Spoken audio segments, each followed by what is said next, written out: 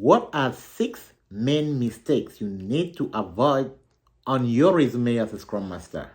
Hello, welcome to the Scrum chat room. I am your host, Dr. Francis Imbunya, and here we keep it real, guys. We want to address some of those challenges that are stopping you from landing your first Scrum interview. Many of you have been getting calls from recruiter, but after that, you hit the dead end. You're wondering what definitely going on.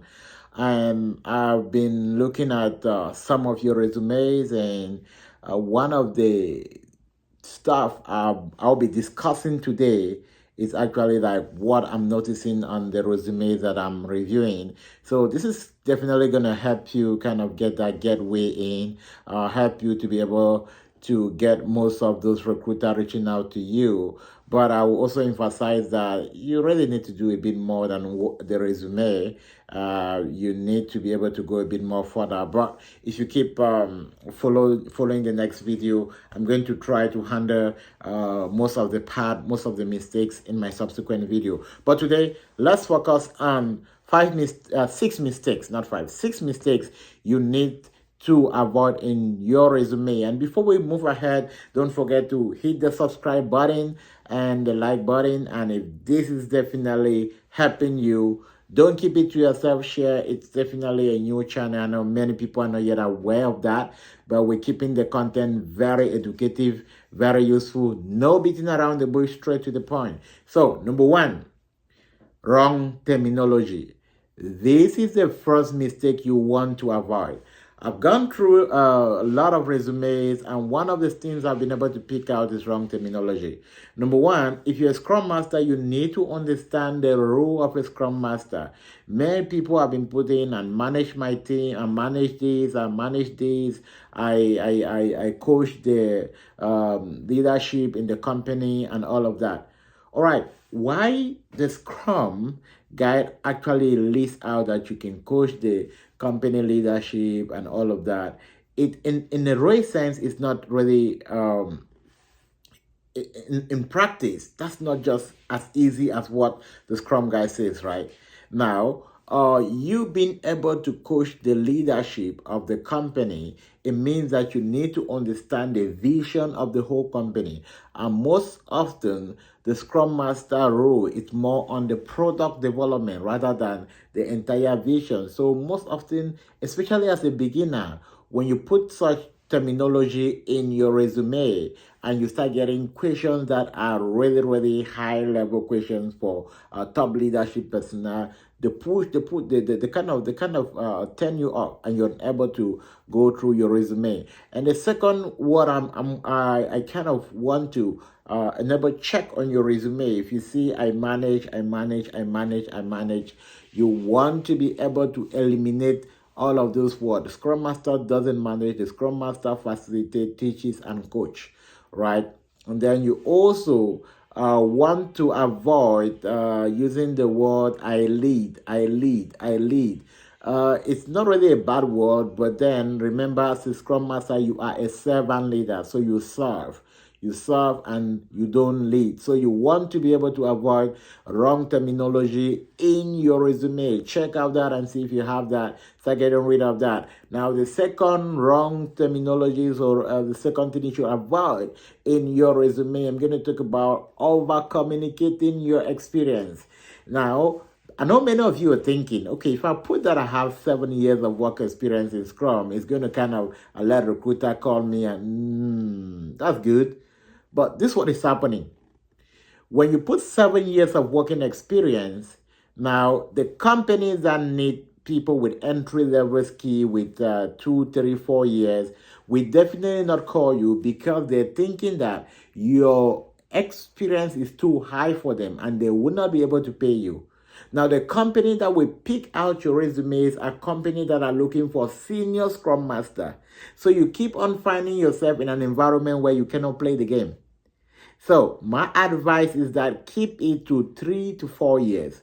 Now you say, okay, if I keep it to 3 to 4 years, I will not be competitive in the market. Now, the way you stay competitive is that give yourself the task to put in at least 5 applications every day. If you can do that and your resume is right, you are going to, in less than no time, get those interview in. But then also remember, when you get them in, you need to know and understand what it takes to go through the next phase.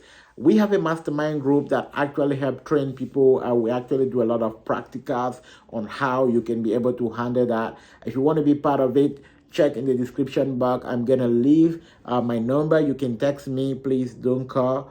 You can text me and I'll respond to you. You can book a 20-minute call with me. I'm going to leave a link. You can send me an email. Whatsoever way is best for you, reach out to me and I will see how I can practically help you. That's one of the reasons why we are here, not just to talk, but also to provide an avenue where we can take other people and mentor them as well. And I will say that a Scrum Master position is a leadership position, and it's really worth it.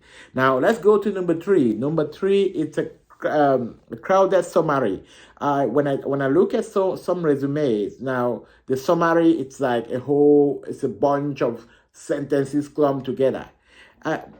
The recruiter or the hiring manager, the recruiter doesn't so much care. They just want to, if the application tracking system can pull out your resume, they'll give you a call. But when they send it to their hiring manager, they're going to say, oh, no. You can be a leader and you're not organized. Now, you want to make sure that your resume is readable, because when a recruiter gets your resume, they have less than 30 seconds to determine if they want to move ahead or not. So they should be able to kind of pick out the sentences and the keyword. So what I advise for many resumes are going to be like 3 bullet points on the top that highlight your 3 top skills, or your 3 most top competence on the top. Then after that, you kind of list what are your certification you have, because Scrum Master is a certification based job. You want to make sure you showcase that early enough, not really write down, and then your experience, and then your education. But also we spoke about using the right terminology. That is very important. Number 4, too many bullet points per job description. Now, a standard resume should have a maximum of about 7 plus or minus 7 bullet points per job description. When you go more than 7, if you critically look at your resume, you realize that you become redundant. You start repeating things. You start saying one thing in another way. That kind of go to kind of give you a quality to say that you don't pay attention, you're repeating, and you don't even understanding that you're repeating yourself. So try to bring down those bullet points to about 7 bullet points, and any bullet point need to be written in a way that there is an activity, the reason, and the result. There's an activity, the reason you are doing the activity, and the result. So it helps to empower your resume and make it to stand out. Number 5, too many job positions are listed. All right. Some people feel like if I put 10 different job positions, I'm going to have like, wow, everyone calling me. No. Most often, except their contract position, they want to be able to evaluate your ability on how you can stay on a specific job. So if you probably have about 3-4 different jobs where you'll spend a good amount of time in one before moving to another, it's very important. One other bonus on this point is that if you have gaps in your resume, let me say you start working in 2018 and then 2019 is blank, it's also a very big X in your resume. The kind of, you can justify that gap, right? You need to be able to justify gap. They make sure that there are no gaps in your resume. And then why? Because most of those gaps, the recruiter may identify it as maybe you kind of stay back and we're taking work benefit, right? And people don't want to do that. They want people that can really sustain. And then the last one, which is the most important one, I always leave the most important thing for the last, is lack of diversity. Now, the biggest mistake you want to make on your resume is to put all your position as Scrum Master, and then scrape out any other stuff that was in your resume and stay as a Scrum Master. You are doing yourself a disfavor. A Scrum Master position is a leadership position, guys. I will emphasize on this. It means that they're going to hire you based on the job that you've been doing before you became a Scrum Master. Now, when I help people to build their case study and how they prepare themselves for interview, one of the things I tell them is that you need to be able to tell your story from the point, my name is this, I have X amount of work experience in X industry and X industry. I started my Scrum Master joining in this year, and this is the reason why I switched to, I kind of transitioned to Scrum Master, and this is what I've done, and this is what I've done. You need to be very technical, very organized, very confident in the way you communicate yourself. If you can do that, your next job is just around the corner. But check on the description. You're going to have a lot of resources that will help you. I'm also going to put share the link of the video. Tell me about yourself. And then there's also another video, one of those first videos I did on the secret on how to actually take your interview. Check out those videos. But I'm going to see you again tomorrow. Tomorrow is Thursday. Yes. Okay. It might be Thursday for you today. Today's still Wednesday for me. Our next video is going to come out on Friday, guys. I promise I'm going to about Friday. And if you want me to talk specifically about something, feel free to drop the link down.